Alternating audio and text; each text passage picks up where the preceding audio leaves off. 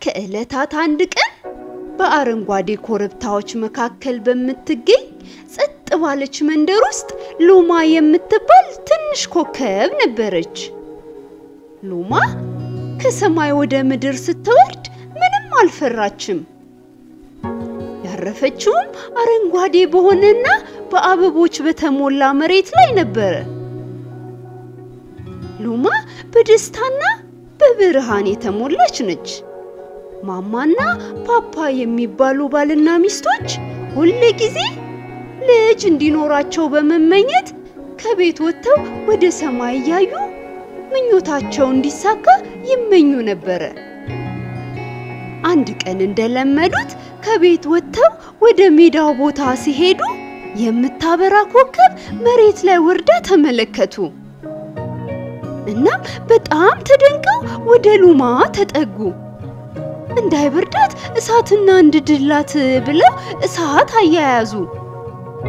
ባዩት ነገር በጣም ስለተደነቁ ማመን አልቻሉም። ሉማ ለምንድነው እንደዚህ የተደነቃችሁት ብላ ጠየቀቻቸው። ማማና ፓፓ አንቺ ምኞታችንን ታሳኪልናለሽ ብለን ተስፋ እናደርጋለን፣ እንኳን ለኛ ለዓለም ሁሉ ብርሃን መስጠት ትችያለሽ አሏት። ሉማ ከማማና ከፓፓ ጋር መኖር ቀጠለች። ሉማ ከወፎች ጋር መዘመር፣ አትክልቶች እንዲያድጉ ማገዝ ደስ ይላታል። አንድ ቀን ለምንድነው ሁሉ ጊዜ የምትሳሳቁት ብላ ፓፓንና ማማን ጠየቀቻቸው። ፓፓና ማማ የምንስቀው ፍቅር የምንሰጠውና የምናሳድገው ስለሆነ ነው ብለው መለሱላት። አንድ ቀን ድንገት በመንደሩ ውስጥ አውሎ ንፋስ ተነሳ። ሉማ ንፋሱ እንዳይወስደኝ በማለት በጣም ፈራች። ነገር ግን ማማና ፓፓ እንዳትፈሪ፣ ፍቅር ከንፋስ ይበልጣል፣ ከእኛ ምንም አይለይሽም አሏትና አረጋጓት። ንፋሱም ሲረጋጋ ኮከቦች ደምቀው ወጡ። ሉማም ወደ ሰማይ በመውጣት ፓፓንና ማማን ከሰማይ ላይ ሆና ወደ ታች ያየቻቸው ታስደስታቸው ጀመር።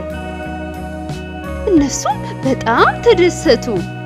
ላንቺ ያለን ፍቅርና መውደድ ካንቺ ጋር እንደሆነ አትርሺ አሏት።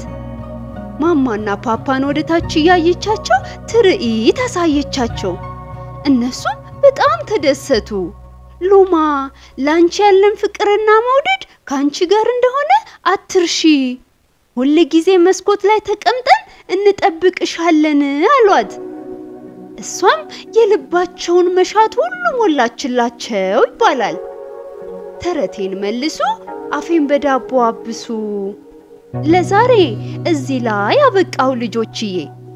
በሌላ ተረት እስከምንገናኝ ደህና ሁኑ ልጆች፣ ደህና ሁኑ።